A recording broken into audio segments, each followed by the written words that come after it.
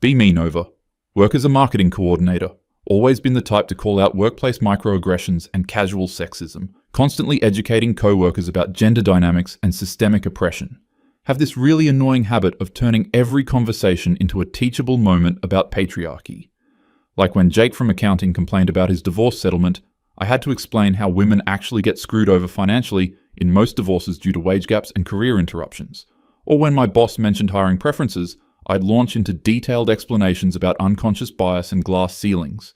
People started avoiding the break room when I was there. But whatever, someone has to speak truth to power. Anyway, a few years back I went through this whole gender exploration phase. Started identifying as male, began transitioning, whole 9 yards. Figured I'd experience firsthand what male privilege actually looked like. Boy was I wrong. Lived as Archie for about 3 years. Holy shit, what an eye-opener. First reality check came pretty quick. Remember being at this coffee shop, saw this cute barista, Sarah.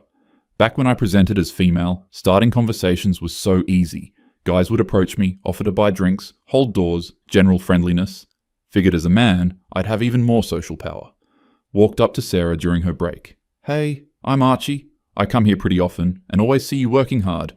Her whole body language immediately shifted. Took a step back, arms crossed, gave me this look like I was some kind of predator. I'm working. Please leave me alone. Cold, harsh, immediate dismissal. Tried being friendlier. Oh, no worries. Just thought you seemed cool. Maybe we could grab coffee sometime. She literally called over her manager. Manager, this big dude named Rick, comes over all aggressive. Is there a problem here? Sarah. This guy won't leave me alone. Rick gives me the death stare. Time to go, buddy. I'm standing there confused as hell. When I was presenting female, I could chat with anyone. Workers were always polite and accommodating.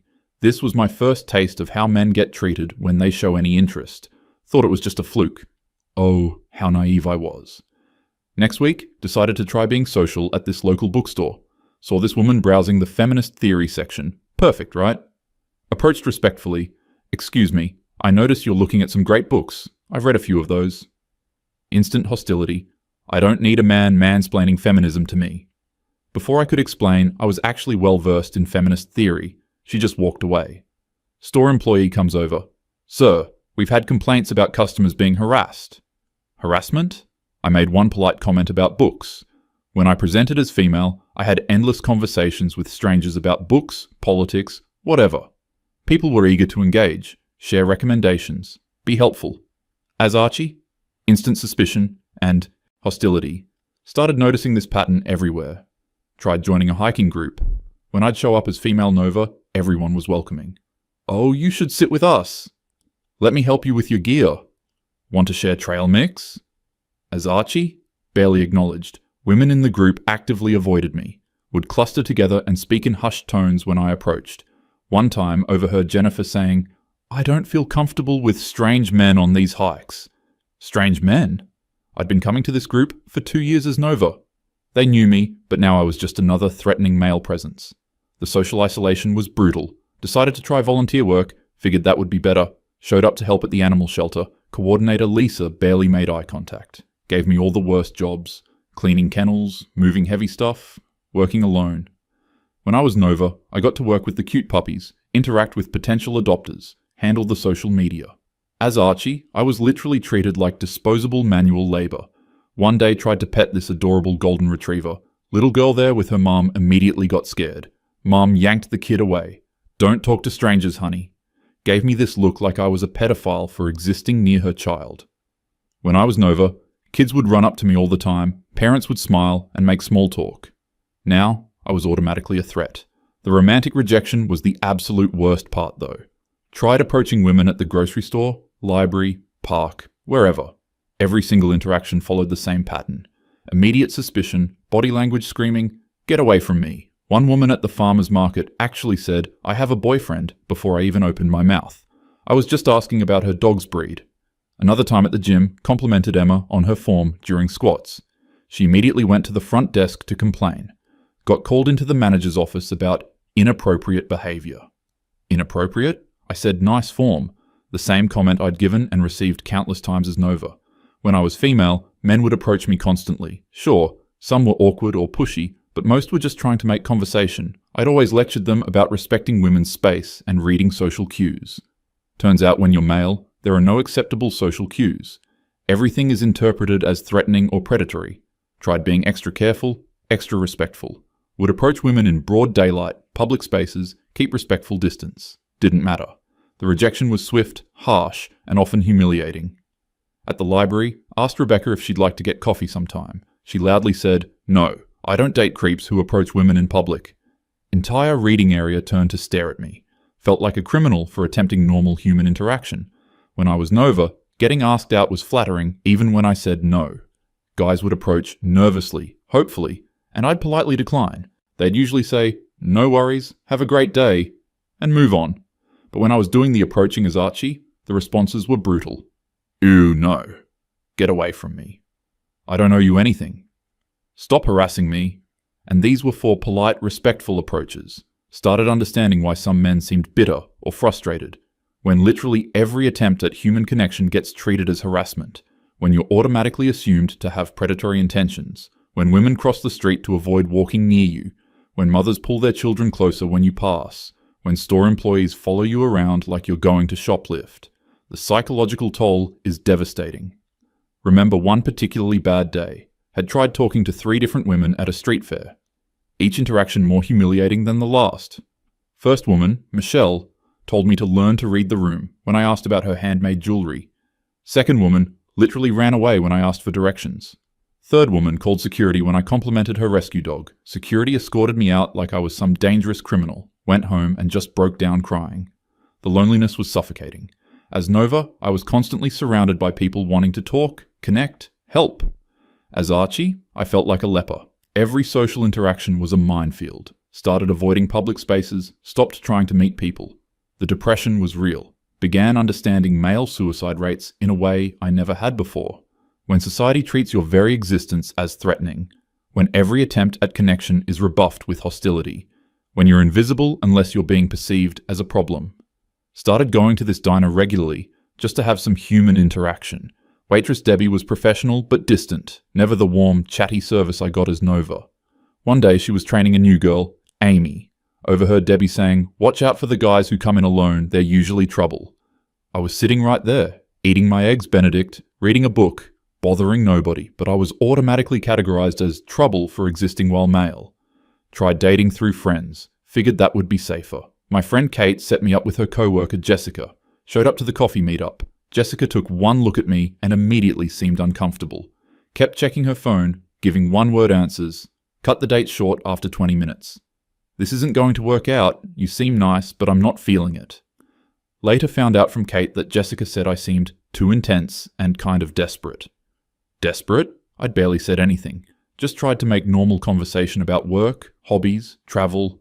Same conversations that flowed easily when I was Nova. But as Archie, my mere presence radiated desperation somehow. Started realizing how differently women interpreted male behavior. When I was Nova talking to men, I saw nervousness as endearing, effort as flattering, persistence as romantic, but experiencing it from the other side. That same nervousness read as creepy, effort read as trying too hard. Any follow-up contact read as stalking. The double standards were staggering. Remember this one interaction at a bookstore cafe. Spent an hour reading, noticed this woman Sarah at the next table. She kept glancing over, seemed friendly. When I was Nova, these glances were invitations to chat, so I approached respectfully. "Excuse me, I noticed you reading Toni Morrison. Have you read her other work?" Immediate ice-cold response. "I'm trying to read. Please leave me alone." But those glances, I wasn't imagining them, realized that as Archie, I was completely misreading social cues. What felt like interest was probably just casual looking around, but women never had to learn to read these microscopic differences. They could approach anyone without being labeled threatening. Tried adjusting my approach, being even more careful. Would only talk to women who spoke to me first. Even then, conversations would die quickly. This woman, Elena, at the gym, started chatting about workout routines. Seemed friendly, we talked for 10 minutes about different exercises. I thought we had a connection, asked if she'd like to grab a protein smoothie. "Oh, I was just being polite. I'm not interested in anything like that." The humiliation was constant. Even when women initiated conversation, showing romantic interest was still inappropriate. But as Nova, when men I'd chatted with asked me out, It seemed natural, expected even. Started understanding why men developed elaborate strategies and pickup techniques. Not because they were naturally manipulative, but because straightforward, honest approaches were met with hostility. When normal human behavior gets labeled as harassment. When politeness is interpreted as deception. When showing interest makes you a predator, people adapt by becoming more indirect, more calculated, which then gets labeled as manipulation, vicious cycle. The workplace dynamics were eye-opening too. As Nova, I could interrupt, speak over people, show emotion freely, was seen as passionate and engaged. As Archie, any interruption was mansplaining. Showing emotion was unstable. Speaking up was dominating the conversation. Had to completely change my communication style. Speak less, defer more, constantly apologize. Even then, still got labeled as taking up too much space. During meetings, if I agreed with a female colleague, I was patronizing. If I disagreed, I was invalidating women's voices.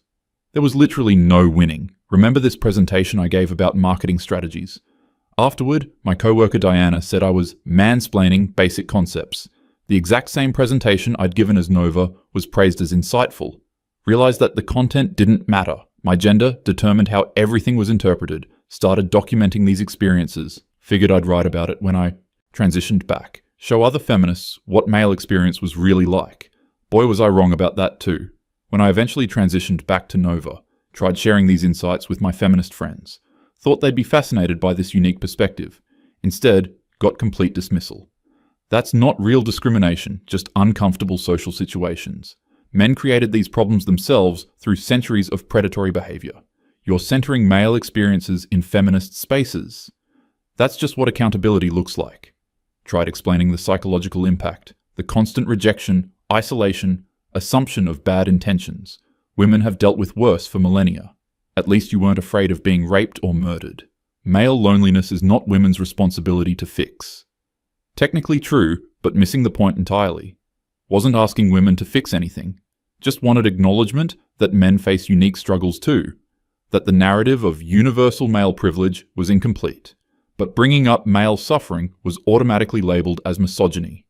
My friend Janet actually accused me of internalizing patriarchal propaganda. Janet, who I'd known for 5 years, who'd seen me advocate for women's rights countless times. Apparently experiencing male rejection firsthand made me a gender traitor. Tried sharing with my coworker Lisa, explained how differently I was treated in identical situations. Well, yeah, women have to be cautious because of male violence. When I pointed out that I was the same person, same intentions, just different presentation. It's not about you personally, it's about patterns of behavior. But those patterns meant every individual man got prejudged, treated as guilty until proven innocent. And proof of innocence was nearly impossible to establish, because any attempt to demonstrate good intentions was itself seen as manipulation. Tried explaining this catch-22 to my friend Morgan. If men don't like being seen as threats, they should call out other men's bad behavior. Women can't tell the difference between good and bad men, so we have to be careful with all of them. Asked how men were supposed to meet people or form connections under these conditions. That's not women's problem to solve. Circular logic everywhere. Men are responsible for fixing male behavior, but individual men can't prove they're different. And expressing frustration about this dynamic is itself proof of problematic attitudes. No winning scenario. Started questioning everything I'd believed about gender dynamics. Not the existence of sexism against women, that was obviously real, but the idea that patriarchy only benefited men. That male privilege was universal and unqualified. That men's complaints about dating or social interaction were just entitlement. Turns out there were costs to male gender roles I'd never considered. When you're automatically seen as a threat. When your sexuality is inherently viewed as dangerous. When expressing emotional needs makes you weak or manipulative. When economic pressure falls entirely on your shoulders. When asking for help is seen as failure. These weren't privileges. They were burdens that came with whatever advantages male status provided. But suggesting this in feminist spaces was like speaking heresy. Remember trying to bring this up at a work diversity meeting. We were discussing ways to make the workplace more inclusive. I suggested that men might also benefit from emotional support and connection. Dead silence. Then Patricia from HR said, "This meeting is about addressing discrimination, not men's feelings." Feelings? I was talking about social isolation and psychological health. But male emotional needs were automatically dismissed as frivolous. even though male suicide rates suggested otherwise. Tried a different approach, focused on specific policy suggestions. Maybe networking events could include structured activities to help with organic conversation. Maybe we could train people on how to give constructive feedback instead of harsh rejection. Maybe we could acknowledge that social skills aren't equally distributed. We're not going to teach men how to be better at bothering women. Bothering women? I was talking about basic human connection. Realized that any male struggle was automatically reframed as an attack on women. Male loneliness became entitlement to women's attention. Male social difficulty became failure to respect boundaries. Male emotional needs became emotional labor demands.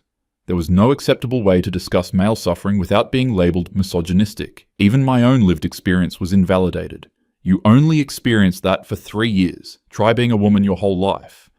As if suffering was a competition. As if acknowledging male struggles somehow diminished female ones. Started realizing how much my previous activism had been performative. I'd lectured men about their privilege without understanding their actual experiences. Assumed that gender dynamics was zero-sum. That anything benefiting men must hurt women. But my time as Archie showed me that wasn't true. Men and women both faced unique challenges. Both deserved empathy and support. But suggesting this made me a both sides feminist. Apparently believing in genuine equality instead of female supremacy was controversial. Tried having this conversation with my friend Rachel. Explained how my perspective had evolved. You sound like one of those men's rights activists now. Men's rights activists? For suggesting that men's emotional needs matter? You're falling into anti-feminist talking points. Anti-feminist? For sharing my own lived experience? Realized that my feminist friend group had become an echo chamber. Any dissent from orthodox positions was immediately dismissed. Nuance was seen as betrayal. Complexity was labeled as internalized oppression. Started feeling isolated in a different way. As Archie, I was isolated because society treated me as a threat. As Nova again, I was isolated because my feminist community treated my experiences as heresy. Couldn't share what I'd learned without being accused of gender treason. Couldn't advocate for a more nuanced understanding of gender dynamics. Couldn't suggest that maybe, just maybe, both men and women deserved compassion. The irony was crushing. I'd spent years lecturing people about empathy and understanding, but when I tried to extend that empathy to male experiences, suddenly empathy was problematic. Suddenly understanding was dangerous. Suddenly my own community turned against me. Realized that a lot of feminist discourse wasn't actually about equality. It was about maintaining a narrative where women were pure victims and men were pure oppressors. Any evidence contradicting that narrative was suppressed. Any complexity was flattened into simple, good versus evil stories. Any suggestion that men might also suffer was treated as misogynist propaganda. But I'd lived it, felt the crushing weight of constant rejection, experienced the isolation of being automatically classified as dangerous, witnessed the double standards and circular logic firsthand. My feminist friends could dismiss academic studies about male suicide or social isolation. They could claim those statistics were misleading or irrelevant, but they couldn't dismiss my personal testimony. Except they did. Turns out, lived experience only mattered when it supported the approved narrative. When it challenged that narrative, it became internalized oppression, or false consciousness, or patriarchal manipulation. My own perceptions were invalidated by people who claimed to believe women, unless those women said something inconvenient. Started understanding why some people became disillusioned with feminist spaces. It wasn't necessarily because they hated women or opposed equality, it was because they'd experienced the movement's blindness to male suffering, its refusal to acknowledge complexity, its tendency to silence dissent through character assassination. My friend Alex, who'd left our activist group years earlier, suddenly made sense. At the time, I'd assumed he was just fragile and couldn't handle having his privilege challenged. Now I realized he'd probably tried to share his own experiences, tried to add nuance to our discussions, and been labeled a misogynist for his trouble. The movement I'd dedicated years to had a massive blind spot, could analyze power dynamics in incredible detail, could identify subtle forms of bias and discrimination, but completely ignored the ways traditional gender roles hurt men too, completely dismissed male emotional needs as illegitimate, completely refused to acknowledge that constant rejection and social isolation were real problems. Not because these things didn't matter, but because acknowledging them might complicate the narrative, might suggest that gender dynamics were more complex than oppressor versus oppressed, might require actually caring about men's well-being, and that was apparently unthinkable. Here I am now, still believing in equality, still supporting women's rights, but with a much more complicated understanding of gender dynamics. Knowing that men face brutal rejection and social isolation that most women never experience. Knowing that expressing this knowledge makes me a traitor to my own movement. Knowing that the people I once considered allies will dismiss my lived experience, because it doesn't fit their ideology. The most frustrating part is that none of this had to be zero-sum. We could acknowledge male suffering without minimizing female suffering. We could work to help isolated men without reducing support for women. We could create more nuanced understanding of gender roles that recognized everyone's humanity. But that would require admitting that feminist analysis was incomplete. That male privilege came with costs. That women also participated in harmful gender dynamics. That solutions needed to consider everyone's experiences. Apparently that level of intellectual honesty was too much to ask. So here I am, caught between worlds. Too feminist for men's rights spaces. Too sympathetic to male experiences for feminist spaces. Knowing things I can't unsee. Having experienced realities I can't unknow. Understanding that gender dynamics are messier and more complicated than anyone wants to admit. And that sometimes the people who claim to care about truth and justice care more about maintaining their worldview than confronting inconvenient facts. Anyway, that's my story. Probably makes me sound like a terrible person to both sides, but living as Archie for 3 years taught me things that years of feminist theory couldn't. Showed me that empathy and understanding shouldn't be conditional, that complexity and nuance are more valuable than simple narratives. That maybe, just maybe, we could build a better world if we actually listened to everyone's experiences, instead of dismissing the ones that don't fit our preconceptions. Revolutionary concept, I know.